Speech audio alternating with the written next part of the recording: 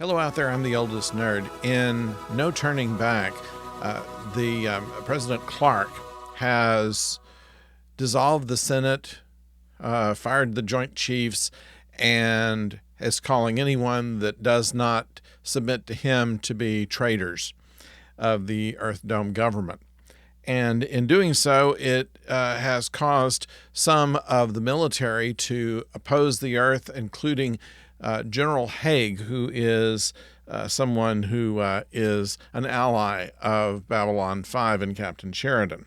Meanwhile, on the station, we have security being replaced by the Night Watch, and how they're going to be able to work this out without Sheridan being locked up is an interesting little side note of what's all happening. But really, the most important thing that's happening in here is what happens to Londo in the future. He has pulled a lot of political strings to get a former empress of the late emperor to come, since she was known as a soothsayer. And what she says to Londo and to Vir is that they will both become emperor. They said, certainly that can't happen at the same time. And she said, of course not. One of you will have to die first. And what this means and how they interpret it is an interesting thing going forward in the episode, and a little bit of comedy there. We also see a bigger role coming up for G'Kar and the Narn. And we have more of the coded part of the prophecy that Londo is having some difficulty working out. So this is mostly where the show is going, what's going to happen to Londo and to Vir, and what it's going to mean. And Londo already knows that he is due for possibly a very fiery ending to his life, and he doesn't know whether he should do one thing or another in order to protect him or to protect the Empire. And what this decision is all important to whether Centauri Prime survives or that he does. And so it's an interesting episode based just on that, but there's so much happening all at once. And by the way, the soothsayer Dowager Empress is played by Majel Barrett. Apparently, J. Michael Straczynski met her at a science fiction convention about a month before this show is to be shot, asked her if she wanted to come on and be that character, and she agreed to do it in a way that might unite the Babylon 5 fans with the Star Trek fans, who there was some bad blood there because Deep Space Nine and Babylon 5 were so similar.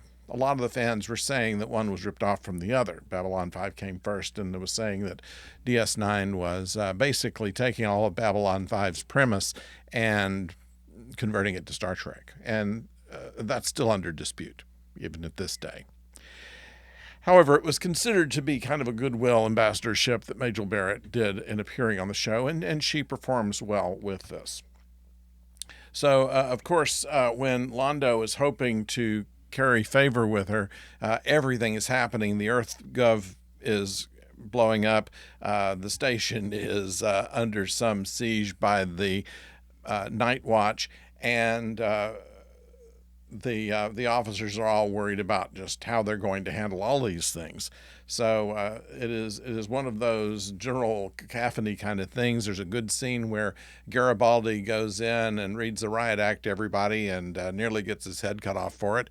And so it's a very satisfying episode, and it is in fact a turning point where we know now that Babylon 5 is going to be on its own. It's not going to have Earth Dome to back it up, and may not have the military. At the end of this episode, the fate of General Haig is unknown.